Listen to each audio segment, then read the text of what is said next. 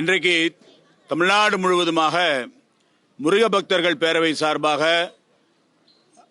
கந்தர் சஷ்டி பாராயண நிகழ்ச்சி தமிழ்நாடு முழுக்க நடந்தது. கிட்டத்தட்ட 1 லட்சம் இடங்களுக்கு மேலே அவருடைய அழைப்புக்கு இணங்க தமிழ்நாட்டில் இருக்கக்கூடிய துறவியர் பெருமக்கள், சான்றோர்கள், சமுதாயத்தில் முக்கியஸ்தர்கள், வெவ்வேறு அமைப்புகள் எல்லாருமாக சேர்ந்து மக்கள் எல்லாம் ஒன்று கூடி இந்த கந்தர் சஷ்டி பாராயணம் செய்ய வேண்டும் என்று இன்றைக்கு கந்தர் சஷ்டி பாராயணம் இங்கே திருப்பரங்குன்றத்தில் 16 கால் மண்டபத்துக்கு முன்பாக, அதே போல முருகனுடைய இந்த கோவிலினுடைய முன்பாக மிகச்சிறப்பாக நடைபெற்றிருக்கிறது. காரணம் வேற ஒன்றும் இல்லை, எதுவும் டிமாண்டெல்லாம் இல்லை. தமிழ்நாட்டில் எல்லா மக்களும் நல்ல வளமும் நலமும் பெற்று வாழ வேண்டும், எல்லா குடும்பத்திலையும் நல்ல அமைதி கிடைக்க வேண்டும், தமிழ்நாடு சீரும் சிறப்புமாக சுபிட்சமாக இருக்க வேண்டும். இதோடு சேர்ந்து மாண்புமிகு உயர்நீதிமன்றம் மதுரை கிளையானது திருப்பரங்குன்றத்தில் வரக்கூடிய கார்த்திகை மாதம் தீபம் ஏற்றணும்னு சொல்லிட்டு ஒரு அற்புதமான தீர்ப்பை கொடுத்தது. அதே போல் அதனுடைய டிவிஷன் பெஞ்ச், அதனுடைய 2 நீதியரசர்கள் இருக்கக்கூடிய அந்த தீர்ப்பிலையும் அவர்கள் தெளிவாக கூறியிருக்கிறார்கள். அதனால அந்த தீர்ப்பு நிறைவேறணும்.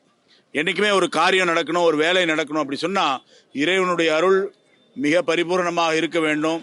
அதனால இந்த நீதிமன்றத்தினுடைய உத்தரவை நிறைவேற, ஈடேற எந்த விதமான இடையூறு இருக்கக்கூடாது.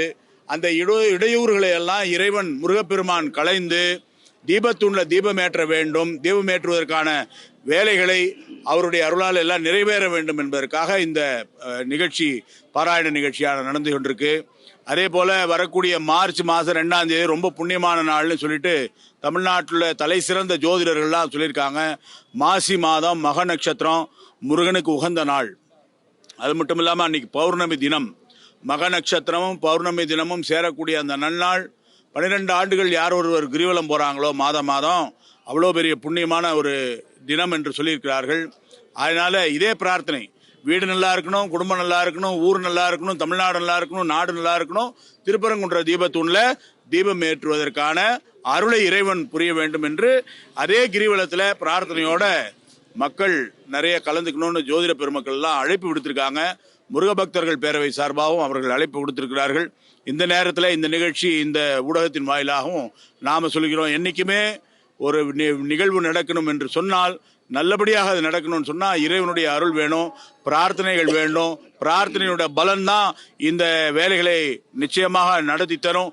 அதனால கிரிவலமும் வருவோம், வளம் வருவோம், நலம் பெறுவோம். இறைவனுடைய அருளால, முருகனுடைய அருளால அனைத்தும் சிறப்பாக நடக்க வேண்டும் என்று நாங்கள் பிரார்த்தனை வைத்திருக்கிறோம். வெற்றிவேல் முருகனுக்கு அரோகரா. முருக பக்தர் மாநாடு மதுரையில் மிக சிறப்பான நிகழ்ச்சி. அதே மாதிரி இந்த முருக பக்தர் அந்த பேரவை சார்பில் அந்த கிரிவலத்தில் எத்தனை லட்சம் பேர் பங்கேற்பாங்க என்ன? இல்லை, அது பற்றி சரியா தெரியல. அதனுடைய நிர்வாகங்கள், ஏற்பாடுகள் எல்லாம் கொஞ்சம் தனியாக யோசிச்சுட்டு இருக்காங்க. ஏற்கனவே இங்கே திருப்பரங்குன்றத்தினுடைய இந்த கிரிவலத்துக்கு பல்லாயிரக்கணக்கான மக்கள் வந்துகிட்டு இருக்காங்க மாதந்தோறும்.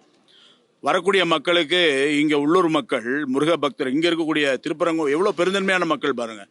வரவங்களுக்கு உணவு கொடுக்குறாங்க, தண்ணி கொடுக்குறாங்க, களைப்பை போக்கி. இந்த மண்டபத்துக்கு வரோன்னு வச்சுக்கோங்க, பெண்கள் வந்தால் கொஞ்சம் கழிப்பிடத்தை பயன்படுத்தலான்னா கொடுத்துட்றாங்க. அப்படி ஒரு பெரிய இது இருக்குது. ஏற்கனவே பல்லாயிரக்கணக்கான பேர் வராங்க. அதோடு சேர்ந்து இந்த மாசி மகம் பௌர்ணமி தினம், இது 2 முக்கியமானது. அன்னைக்கு வந்தால் ஒரு பெரிய பலன், எந்த பிரார்த்தனை செய்து கொண்டாலும் நிச்சயமாக நடக்கும் அப்படிங்கிறது ஜோதிடர்களுடைய குறிப்பு. ஆகையினால அதுலேயும் நிறைய பேர் கலந்துக்கணும்னு சொல்கிறோம். எவ்வளோ பேர் வருவாங்க அப்படிங்கிறதுலாம் நமக்கு தெரியல. நிச்சயமாக அது இன்னும் 1 மடங்கு, இப்போ வரக்கூடியதை விட 1 மடங்கு ஜாஸ்தி தான் இருக்கலாம். மக்கள் மத்தியில் இப்போ கந்த சஷ்டி பாராயணம் பாடுறது எந்த அளவுக்கு விழிப்புணர்வு அடைஞ்சிருக்கு? இப்போ இன்னைக்கு நீங்கள் நடத்துனது எவ்வளோ பேர் வந்திருந்தாங்க?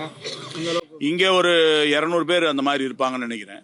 தமிழ்நாடு முழுக்க 1 லட்சம் பேரில் இடத்துல நடத்தணும்னு சொல்லிட்டு அதுக்கான ஒரு முயற்சி முருக பக்தர்கள் பேரவை சார்பாக பெரிய பெரிய துறவிகளெல்லாம் அழைப்பு கொடுத்துருந்தாங்க. முருக பக்தர்கள் பேரவைக்காக தர்ம ஆதீனம், பேரூர் ஆதீனம், சிரவை ஆதீனம், செண்டலங்காரஜியர், இப்படி பல துறவியர் பெருமக்கள் எல்லாம் இதை செய்யணும், இந்த பாராயணம் பண்ணணும். ஏன்னா சஷ்டி திதி இருக்குது, சாயந்தரம் வரைக்கும் இருக்குது. அதே போல் கார்த்திகை நட்சத்திரம் 2 முருகனுக்கு உகந்தது. இந்த நேரத்தில் கந்தர் சஷ்டி ஒரு தடவை பாடுறது மிகப்பெரிய பலன் கொடுக்கும் அப்படிங்கிறது பெரியவங்களுடைய வாக்கு. அதனால் இந்த சஷ்டி பாடணுங்கிறது முருக பக்தர்கள் மாநாட்டில் ஒரு தீர்மானம். உங்களுக்கு நினைவிற்கா தெரியல, முருக பக்தர்கள் மாநாட்டில் ஒரு தீர்மானம் என்ன, கந்தர் சஷ்டி தோறும் வளர்பிறை தேய்பிறை சஷ்டி மாதத்துக்கு 2 தடவை மக்கள் எல்லாம் ஒன்று சேர்ந்து உட்காந்து பாடணும். இது ஒரு பழக்கமாக உருவாக வேண்டும். இந்த இறைவனுடைய நாமத்தை பாடுறது பழக்கமாகணும், முருகப்பெருமானுடைய அருள் கிடைக்கணுங்கிறதுக்காக நாம் சொல்லிக்கிட்டே இருக்கோம். கிட்டத்தட்ட ஏற்கனவே ஒரு 30,000 40,000 இடங்களில் இது பாடக்கூடிய பழக்கம் உருவாகி இருக்கு. இப்போ பெரியவர்களுடைய அழைப்பின் காரணமாக இந்த ஒரு முக்கியமான நாளினுடைய காரணமாக 1 லட்சம் இடத்துல முயற்சி பண்ணியிருக்காங்க. எவ்வளோ நடக்கும் என்ன ஏதுங்கிறது பிறகுதான் தெரியும், அவங்க கிட்ட கேட்ட பிறகுதான் தெரியும்.